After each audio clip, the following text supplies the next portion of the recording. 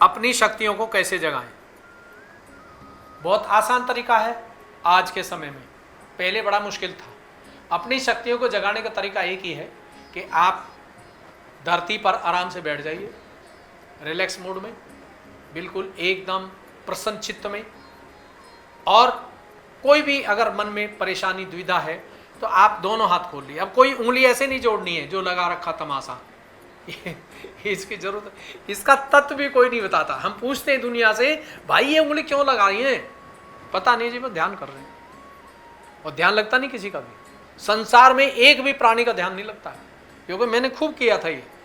मेरे तो इतने विचार घूमते थे, पूछो। जब हम पूछते हैं, मैंने कहा जी जब आप बंद करते हो आँख तो विचार आते हैं, कह रहे जी पता नहीं कहाँ से कहाँ पहुँच जाते हैं, तो फिर ध्यान काहे का लग रहा है। तो आप अब कुछ नहीं करना, दोनों हाथ ऐसे खोलिए, दोनों हाथ धरती पे रख दीजिए पट, और 2 मिनट के लिए कह दीजिए कि धरती माँ, मेरे शरीर के अंदर किसी भी तरह का विकार है, दोष है, उसे अपने में ले लीजिए, मेरे आधे शरीर को पाक शुद्ध कर दीजिए,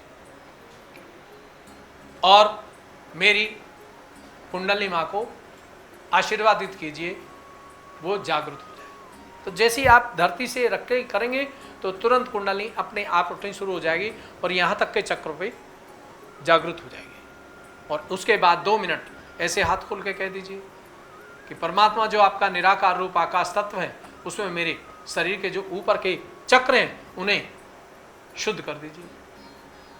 तो तुरंत आपके हाथों पे हल्का हल्का ठंडा आना शुरू हो जाएगा। दोनों हाथों पे ठंडा आ रहा है तो आप बहुत महान हैं, गुरु हैं, औलिया हैं, वाहिगुरु आप ही हैं।